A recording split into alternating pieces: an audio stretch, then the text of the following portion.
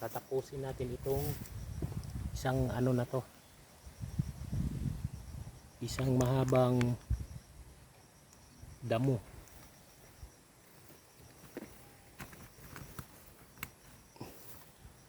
Isang mahabang damuhan. Yan. At bago tayo maggawa na butas. Hindi na natin habit kasi damong Carabao grass. Hindi na tayo ikot.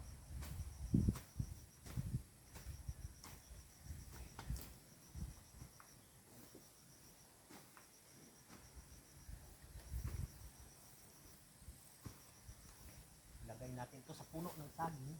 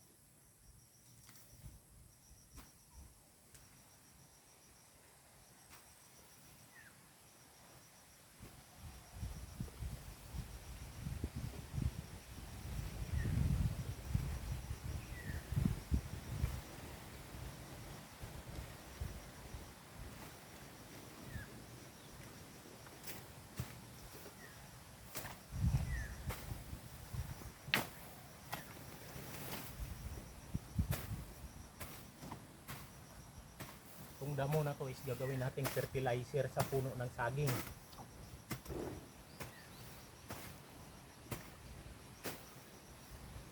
Ayan ang taba-taba ng saging.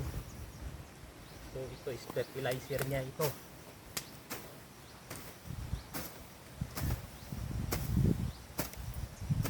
Ibang klase kasi ano ito, damo, mahaba siya. Mahaba ang tangkay na gumagapang. Hindi katulad ng isa na yan ng Carabao grass. Ito'y mahaba ang tangkay, gumagapang. Kaiba sila ng Carabao grass.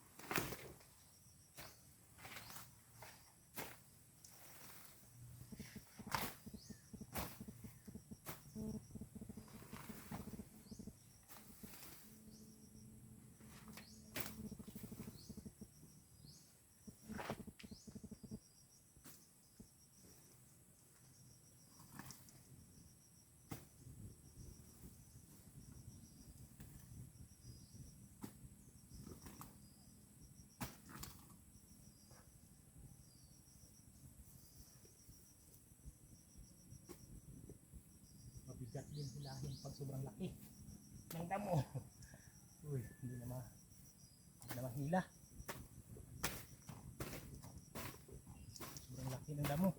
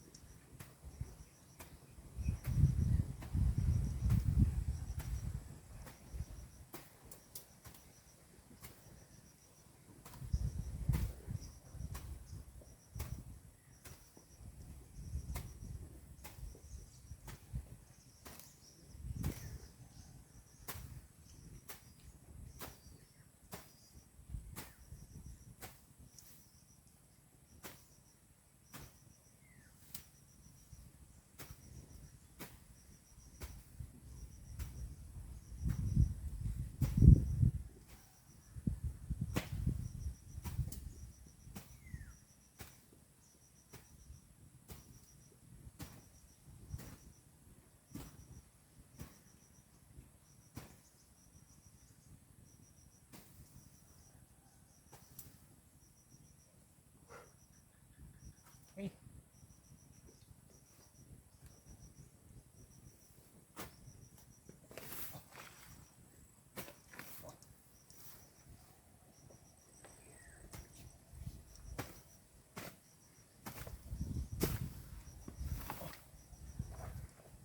Kapag patay na yung damo na yun is ano na, gagaan na yung gagaan na ang ating angat sa kanya. Ang bigat kasi buhay na buhay pa siya.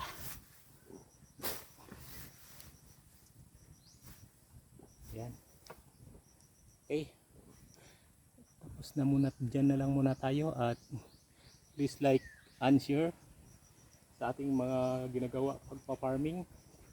Dahil ang mga kabataan na natin ngayon ay hindi na marunong mag-farming dahil sa paano ng mga social media natin. Nasa internet na sila nakababad, nasa bahay lang. Di na katulad ng dati sa amin na nagtatanim, maglalaro ng tirador dito sa amin. Kaya dito sa amin is maraming ibon na ngayon.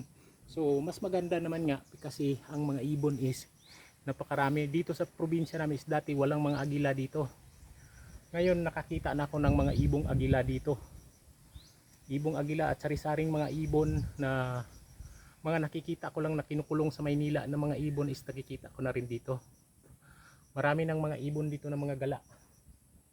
Kahit saan. Kasaka yung kulay puti na yan na ibon yung tinatawag dito sa amin na Tagabong, wala yan dito noon. Pero ngayon is napakarami na nila. Sobrang dami na nila ngayon dito sa amin. Malapit lang din kami sa dagat din kasi. Kaya sila is pumupunta sila dahil ibong dagat sila yan. Pero nakakarating sila dito sa amin dahil sa mga palayan, mga kalabaw at mga baka is nag-ano sila. Dumadapo sila doon dahil sa kumakain sila ng mga kuhol, mga shell na nakikita nila sa palayan is kinakain nila yan.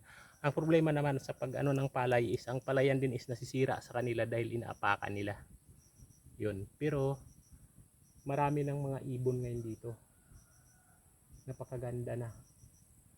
May mga ibon na na hindi na mailap ang ibon. Malapit na pwede mo na silang hulihin.